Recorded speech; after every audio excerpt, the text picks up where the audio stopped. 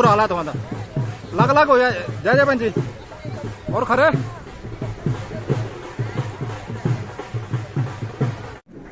जसवीर जी साथ में एक कुछ साल रखी है वो भी स्नेह पूर्वक भेंट करी जाए। जोर से तालियां बहुत कम आ रही है। धन्यवाद धन्यवाद धन्यवाद। अगर यहाँ से शुरू करें तो हमारे लोकप्रिय विधायक स्वास्थ्य मंत्री बनते ही उन्होंने लोगों के हाल चाल जाने, लोगों की बीमारियां जानी, उनकी अपनी पीड़ा को समझा, उनके दुख सुख को समझा और हिमकेयर योजना चलाई। तो मैं कहना चाहूंगा कि इन्हें जैसे पहले हमारे मुख्यमंत्री हुआ करते थे पूर्व में श्री शांता कुमार जी, पानी के मुख्यमंत्री थे प्रेम कुमार धूमल जी, सड़क के मुख्यमंत्री थे हमारे लोकप्रिय विधायक विपिन सिंह परमार जी, हिमकेयर मंत्री है, हिमकेयर मंत्री। साथियों मेरा तो घर गढ़मूला साइड में है, मगर धीरा के लिए जो परमार साहब ने किया है वो आपसे छुपा नहीं है। ये तो विकास के मसीहा है, सत्यमेव पर चलने वाले एक महा क्या बोल सकते हैं उनको कि समुद्र है। हम तो उनके पद चिन्हों पे चलने की कोशिश कर रहे हैं। ये सत्यमेव जयते पर चलते हैं, विकास करते हैं, क्षेत्रवाद नहीं करते, जातिवाद नहीं करते, कोई भेदभाव नहीं करते। कोई भी आया करोड़ों में आर्थिक सहायता बांट दी इन्होंने, जल मिशन के तहत करोड़ों में लड़के लगा दिए उन्होंने। अगर मैं केंद्र सरकार की बात करूं तो कहां से शुरू करें? अगर जम्मू कश्मीर की साइड में जाए तो 35A 370 धारा हटाई। अगर प्रधानमंत्री की बात करें, हमारे यशस्वी प्रधानमंत्री की बात करें तो आप लोगों के लिए जमीनें बंजर पड़ी है, फिर भी उन्होंने आपके लिए, आपके सम्मान के लिए प्रधानमंत्री किसान निधि चलाई जो 6000 रुपए सालाना आती है। उन्होंने आयुष्मान भारत कार्ड चलाया। आज से पहले कई सरकारें हुई, मनमोहन की डबल सरकार हुई, नाम मनमोहन जी का चलता था मगर सरकार सोनिया गांधी चलाती थी। कभी किसने सोचा कि हमारे करोड़ों लोग बीमारी के कारण मर जाते हैं, मगर अगर किसी ने पीड़ा की तो हमारे यशस्वी प्रधानमंत्री श्री नरेंद्र मोदी जी ने की और आयुष्मान भारत कार्ड चला के उनके समस्या का कवच बने। अगर आप 370 धारा की बात करें या बालाकोट में सर्जिकल स्ट्राइक की बात करें या फिर गलवान घाटी की बात करें या ढोकलाम की बात करें, ये नीति दोस्तों हमारे यशस्वी प्रधानमंत्री के नहीं होता तो हमारे एलओसी में पार करके हमारे पास आ जाते हैं अगर कांग्रेस का राज होता था। राफेल की बात करें, सुरक्षा कवच दिया, सरकार बोलती थी कांग्रेस की सरकार हमारे पास पैसा नहीं है राफेल खरीदने के लिए, अब तो ड्रोन खरीदे जा रहे हैं। अगर आप बाहर की बात करें, हमारी जो भारतीय जनता पार्टी है विश्व की नंबर 1 पार्टी है। अगर हम मोदी जी की बात करें तो अमेरिका में जाकर, वाशिंगटन में जाकर कांग्रेस के सरकार के टाइम में मोदी जी को वहां का वीजा नहीं मिलता था। आज प्रधानमंत्री वहां पे जाते हैं और वहां के राष्ट्रपति जो बाइडेन जी कहते हैं कि प्रधानमंत्री जी मुझे अपने ऑटोग्राफ दीजिए। तो देखो कहां पहुंच गया इंडिया, कहां पहुंच गया भारत। ये भारतीय जनता पार्टी है दोस्तों, भारतीय जनता पार्टी। अगर अफगानिस्तान की बात करें, वहां पे सर्जिकल स्ट्राइक म्यांमार में कराई, वहां के जो भी आतंकवादी थे उनको मार गिराया, किसी को पता नहीं चला। किसकी नीति है? नरेंद्र मोदी जी की नीति है। यहाँ पे फौजी भाई बैठे होंगे, वन पेंशन दिया, बहुत से भाई हैं यहाँ पे, वन पेंशन दिया और OP2 भी आ गया उनके लिए। आप जरा उनसे पूछिए, कारगिल सेक्टर हो, द्रास सेक्टर हो, टाइगर हिल हो, लद्दाख हो, उनको गोली मारने का आदेश नहीं था, सिर्फ खाने का आदेश था। मगर जब से हमारी भाजपा की सरकार आई उन्होंने गोली मारने का आदेश दिया, तब तो जाकर पत्थरबाज कम हुए, आतंकवादी खत्म हुए। हमारे पहले भारतीय प्रधानमंत्री हैं जो रोड से हमारे नरेंद्र मोदी जी जम्मू कश्मीर में गए हैं 35A 370 धारा हटने के बाद। नहीं तो कोई जाता नहीं था, बाइयर जाते थे, बाइयर से वापस चले जाते, डरते थे आतंकवादियों से। मगर हमारे राष्ट्र प्रधानमंत्री नरेंद्र मोदी जी का सीना बहुत चौड़ा है, दिल के बड़े भारी है, बहुत गरीबों का ख्याल रखते हैं, कोई क्षेत्रवाद नहीं करते हैं, कोई भेदभाव नहीं करते हैं। भारत माता की जय, भारत माता की जय, भारत माता की। अभी हाल में ही यूक्रेन और रशिया का युद्ध चल रहा है, अभी भी चल रहा है, मगर हमारे लाखों छात्र वहां पे फंसे थे। मगर मोदी जी को तो नहीं बताया था किसी ने कि हमारे छात्र वहां पे पढ़ रहे हैं। जब मोदी जी को गुहार लगाई, उन्होंने श्योर किया कि नहीं, हम आपके एक एक छात्र को यूक्रेन और रशिया से वापस लाएंगे, यूक्रेन से। और इतना ही था कि प्रधानमंत्री नरेंद्र मोदी जी की फोटो और हमारा राष्ट्रीय झंडा, सीज फायर हो गए दोनों साइड से, सीधे एयरपोर्ट गए और वहां से सेफ भारत में आ गए। दोस्तों, इससे बढ़कर हमारे लिए लोकप्रिय विधायक और नेता कौन हो सकते हैं? हमारी भारतीय जनता पार्टी एक पार्टी है जो देश को विकसित करती है, और कांग्रेस पार्टी ऐसी है जो राज करना जानती है, खोखले वादे करके वो प्यार भी करती है, आगे भी चलाती है। मगर भारतीय जनता पार्टी ऐसा नहीं करती। भारतीय जनता पार्टी विकसित, हमारे आसपास पड़ोसियों को, देश को, प्रदेश को विकसित करती है। सहारा योजना हमने चलाई, समृद्धि सुकन्या योजना हमने चलाई, बहुत सी योजनाएं यहाँ पे हैं जो चलाई। जल मिशन के तहत हजारों नलके लगा दिए, 125 यूनिट बिजली फ्री कर दी, बहनों के लिए 50% किराया फ्री कर दिया। ये सब किसने किया? हमारी सरकार ने किया, भारतीय जनता पार्टी की सरकार ने किया। दोस्तों, कांग्रेस सरकार ने कोई वादा पूरा नहीं किया आपका। ऊपर से 16 हल्के के ही 19 संस्थान बंद कर दिए गए, 19 संस्थान बंद कर दिए गए। तो भेदभाव भी तो है। कहाँ कांग्रेस को वोट देंगे? हम नहीं देंगे, हम तो कांग्रेस की छोड़ देंगे। चाहे कांग्रेस कितना शोर मचा ले, कितना जोर लगा ले, आएंगे तो मोदी जी आएंगे और कोई नहीं आएगा, मोदी जी आएंगे।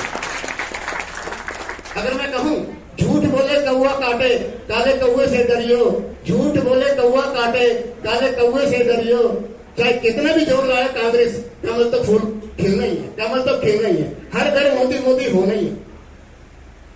साथियों, आपका मैं बहुत आभार प्रकट करता हूं कि आपने हमारे लोकप्रिय विधायक की नीतियों को और समझा, उनके काम को समझा, उनकी वाणी को समझा, उनके व्यवहार को समझा, उनके डिसिप्लिन को समझा, उनकी ईमानदारी को समझा, और आपने दोबारा से इन्हें जीतकर शिमला भेजा।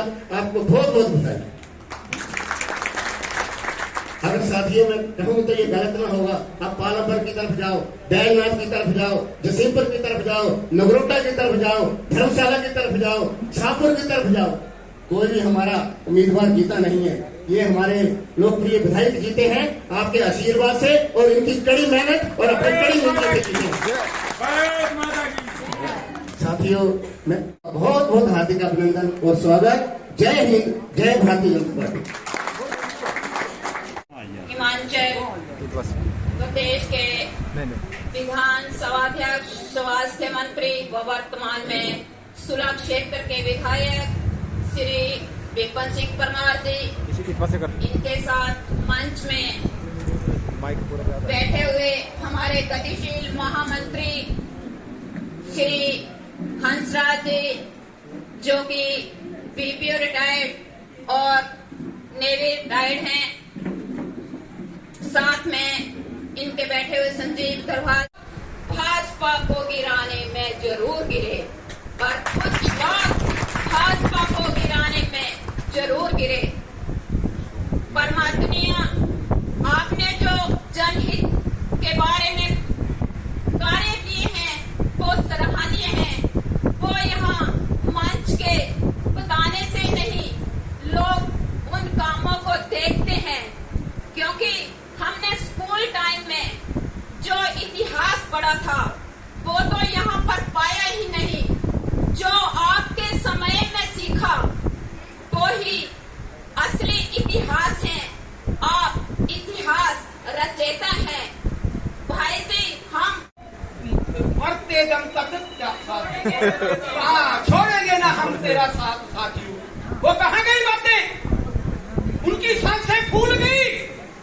वो जैसे एक आवारा कुत्ता घूमता है ना इधर उधर, भौं भौं करता रहता है, वैसे वो सारी गली कूचों में चक्कर लगा रहे हैं कि हमारे को बचाओ, हमारे को बचाओ।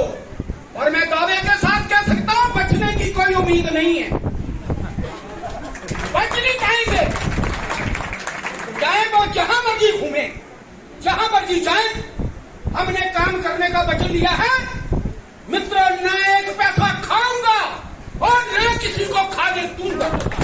चाहे काम हो चाहे ना हो, नहीं होगा कोई बात नहीं। और गरीब बोलते हैं कि हमारा कुछ काम हो गया, मैं बोलता हूं हुआ है, पर गरीब को पता ही नहीं है कि मेरे पैसे कितने आए। अगर गरीब को 100 रुपया आया तो ये नखट्टू लोग 70 रुपए अपने आप खा गए और 30 रुपए गरीब को दिए।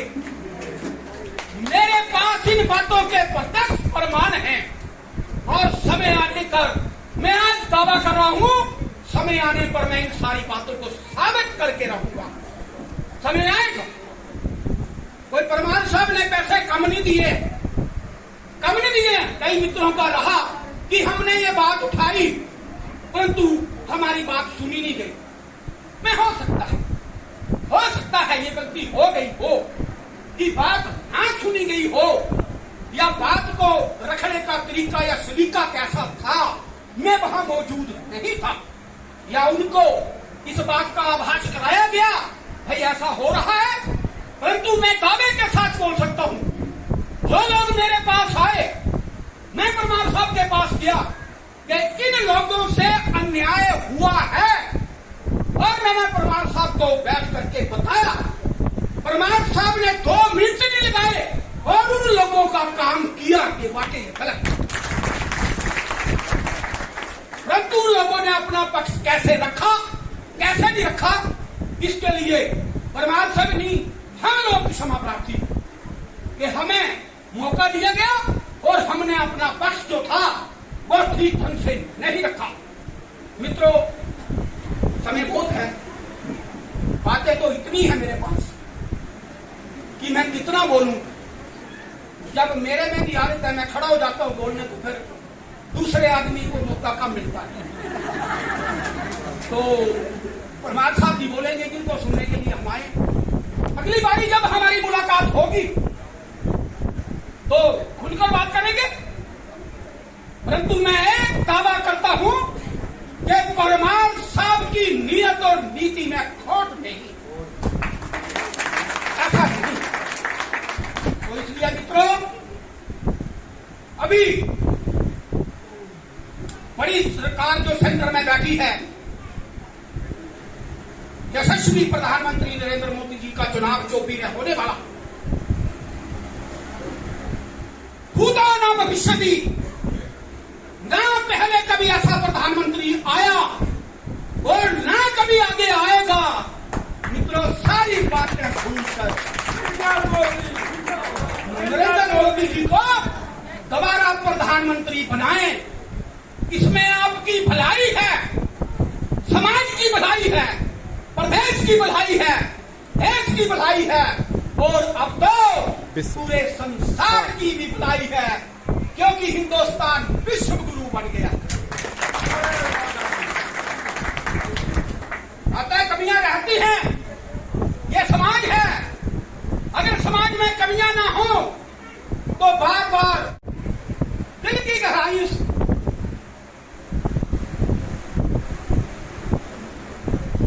अगर मन भेद हो जाए, मन मुटाव हो जाए तो 10 मिनट भगवान का ध्यान रखना चाहिए। हम तो छोटे मोटे इंसान हैं, परमार साहब थोड़े वाले से बड़े हैं, पर गलती तो ये भी कर सकते हैं। जो गलती ना करे उसको तो भगवान कहते हैं, जो गलती करे उसको इंसान कहते हैं। जब ये जिंदगी चली है, इसमें गलती होगी, समस्याएं होंगी, आती रहेंगी, जाती रहेंगी, परंतु ऐसा नहीं है कि समस्याओं का समाधान खत्म हो गया, खत्म नहीं हुआ। ये सृष्टि जब से चली है, जब से भगवान राम का राज्य यहां था, भगवान कृष्ण का राज्य था, तो लोग उनको भी चोर बोलते थे। बोलते थे? नहीं बोलते थे। हम तो साधारण इंसान है, गलती कोई भी कर सकता है, परंतु ऐसा है पाप और पुण्य का 1% का अनुपात होता है। 100 में से अगर 99 चोर हो और एक ईमानदार हो तो वो 99 पर भारी पड़ता है। ये मैं नहीं, जिसने सृष्टि बनाई है उसके शब्द हैं, उसके शब्द हैं। मित्रों, मैं दिल की गहराइयों से फिर परमार जी का हार्दिक स्वागत करता हूं। मंच पर बैठे हुए बुजुर्गों का, मित्रों का भी स्वागत करता हूं।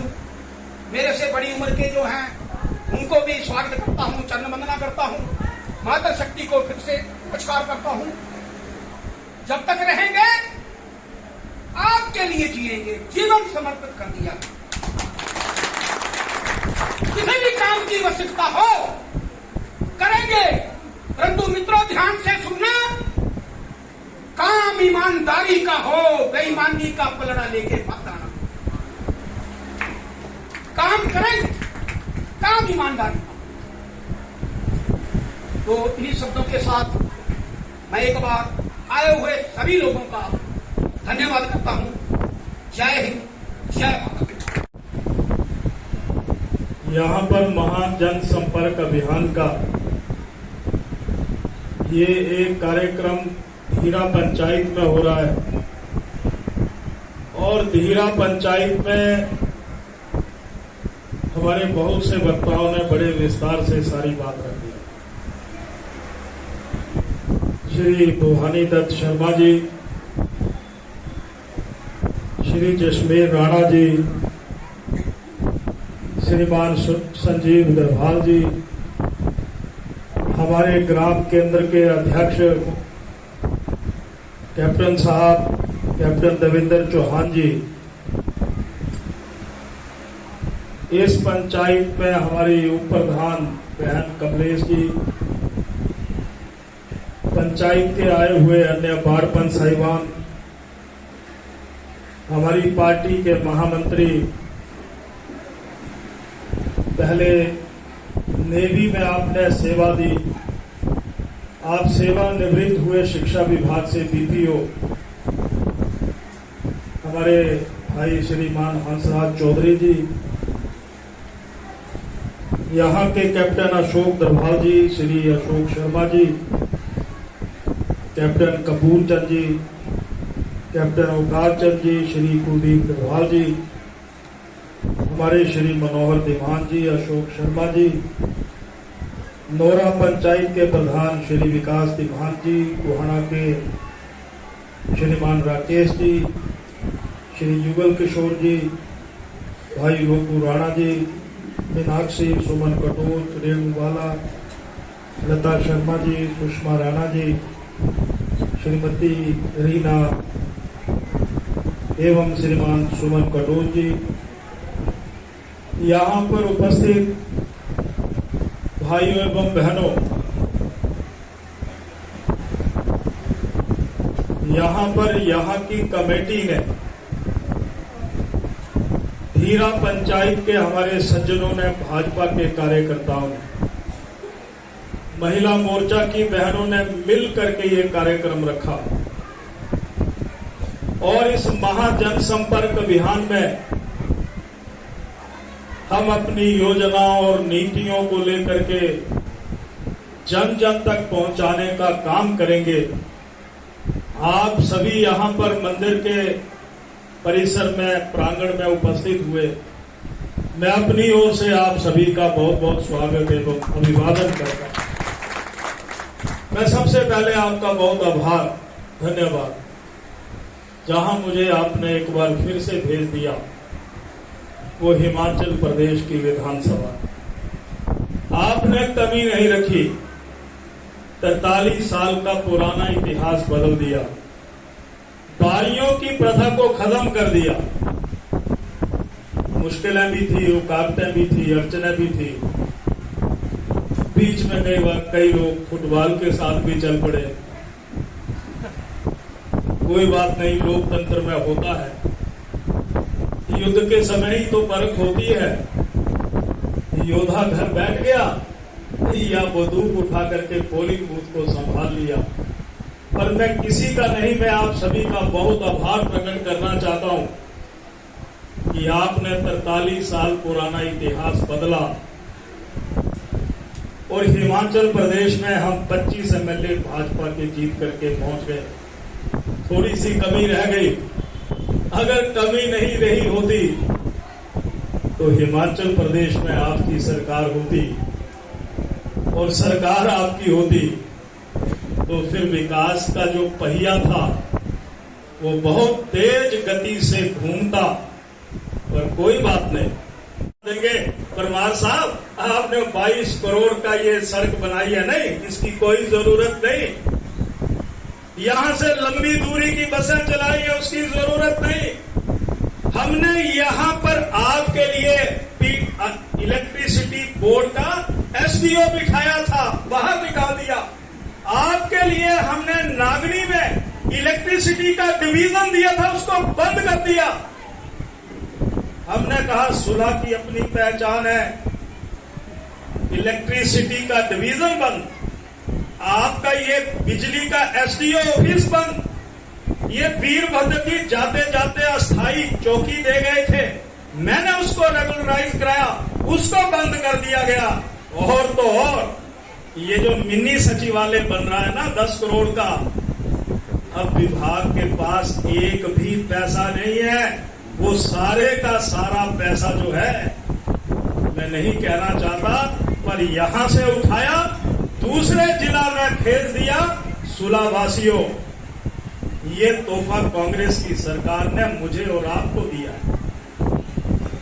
पुलिस चौकी फिर से अस्थायी कर दी, ये बिजली का दफ्तर यहां से खत्म कर दिया गया। तो मैं सिर्फ आपसे ये कहना चाहता हूं, बहनों के साथ अन्याय अपमान, जो आजकल मुकेश अग्निहोत्री है, वो समय चिंतपूर्णी मंदिर में खड़े होकर के कहते थे, मां की कसम खाता हूं कि पहली मीटिंग में फैसला करेंगे और हिमाचल प्रदेश की 23 लाख बहनों को 1500 रुपया सीधा उनके खाते में डालेंगे।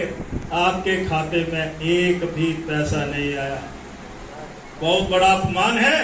मुंह से निकले हुए शब्द जो हैं वो गारंटी, पर ये गारंटियां सरकार में अपनी कुर्सी को सलामत करने के लिए वो गारंटियां दी जाती हैं। मैं आपसे निवेदन करना चाहता हूं, किसी को कहा कि 2 रुपए किलो गोबर लेंगे, आया तो नहीं कोई नहीं आया। अगले महीने फार्मेसी कॉलेज नोरा में शुरू होने वाला है, कक्षाएं बाद में बिल्डिंग बनेगी 60 करोड़ से। मैं उनके पास जाता था तो 22 करोड़ रुपए का ये पुल और सड़क बनती थी। मैं उनके पास जाता था तो आपकी छोटी तहसील को बड़ा किया जाता था। मैं उनके पास जाता था तो बिजली का डिवीजन नागरी में खुलता था और सब डिवीजन आपके हीरा में खुलता था। हम उनके पास जाते थे तो जितने पुलों की ये सड़क जो बनी है 12 करोड़ रुपए की, ये आपके कानफट चौक से लेकर के देवी टिल्ला तक, कहते थे कोई बात नहीं।